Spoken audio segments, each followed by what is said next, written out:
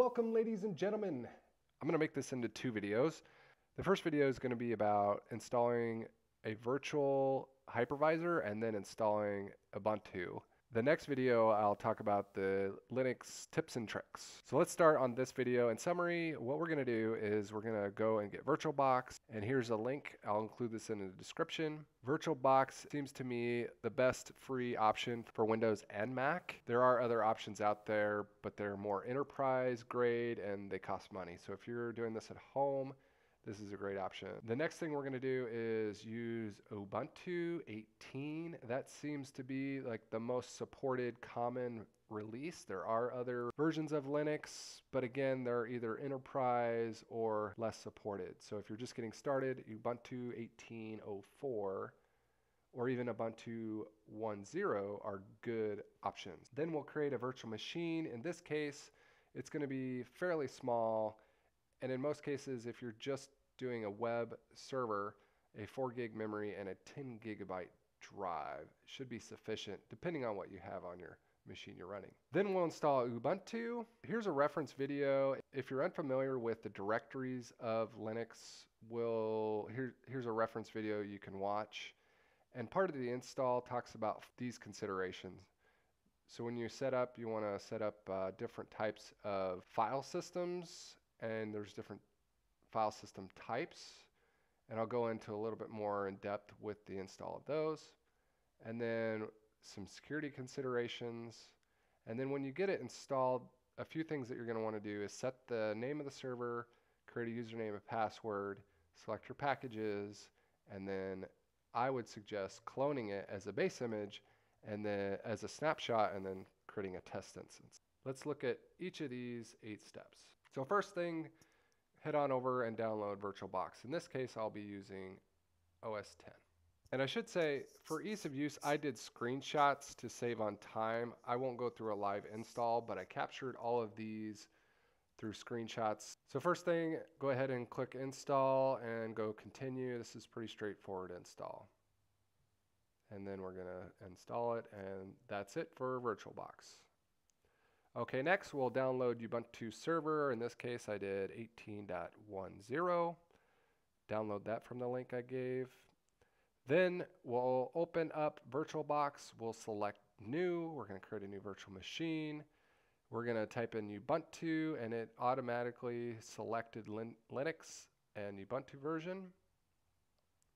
Here's where you configure the memory. I did 4 gig. That's pretty good for a beginning size. Then I chose the default VirtualBox disk image, VDI. And then the hard disk is create a virtual hard disk now. And that basically allocates this. It creates a VDI file for your disk on top of inside of your virtual disk directory. This is the name, Ubuntu 18. I'm making this a gold image, and you can set the size. I'm going to make this a 10 gigabyte, which is pretty good for a standard OS, unless you're going to install any databases or other virtual machines on top of it. We're going to make this dynamically allocated. That means that it will share the disk drive with other VMs until it makes deltas. If you want to do fixed size, that would allocate its own space immediately. I have pretty good luck. I usually choose dynamic.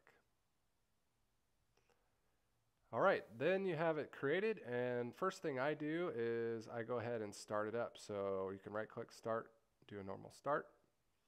Then it's going to prompt you for the ISO image that we downloaded. So here's the Ubuntu ISO, select that. If it doesn't prompt you for that option, what you can do is click on this little disk image, and then you can choose the image from there, and you select it as your boot. Okay, now we're on to the install. So first one is going to be select your language, then select the keyboard layout. I did all these default. Install Ubuntu. With the newer versions, it has more cloud options. Then it's on to networking. By default, it has DHCP. If you're just doing this on your VM, that will work great. Then it asks for a proxy. In this case, I'm not using one. If you're in a business or enterprise, you may have that. Next, it's on to choosing your repo, and this is basically the place that you go to get updates or new packages. This is the default Ubuntu, which has a good majority of your packages. Fig file to add more if you want to add more repos. All right, here's the 10 gig drive that we allocated. Go ahead and choose that. Here's more of the advanced setup options. So if you want to use LVM, that's Logical Volume Manager, this would be if you are connecting to more of an enterprise storage cluster and setting up databases. This is where the advanced option is, where you'd go and do this. And then you have file system types and directories, and you could set controls on your file system. So it's easy to do that here on the first install. You can always do it later as well. Here is the advanced options to select your partitions and drives. So by default, it will give you a grub loader, which allows you to boot into your kernel if you have kernel problems that you need to swap kernels. And then here is the mounted root drive. You can also add the swap space if you want to do that, and other options if you have more partitions, they will show up here. Now onto the profile information. This is where you pick your username and password and host name. So it's easy to do that here, and you can do it later as well. If you want to add more users, you can do that later. And then the last step is to pick additional packages. They have bundled a lot of cloud options. For example, if you want to connect with AWS or Google Cloud or DigitalOcean, there is a lot of good packages, and you can get these later. But there's some, these are the ones they thought most important. Now your installation is complete, and you can go ahead and restart. Now the first thing after I have installed, what I will do is right click and go ahead and choose clone. And then I make that a gold image. That way if you mess anything up, you can go back, or if you want to create another one, you can go back. So clone, once you have created a clone, I create a test server. That way you can start making changes. And then here's an option for a link. I usually choose link clone.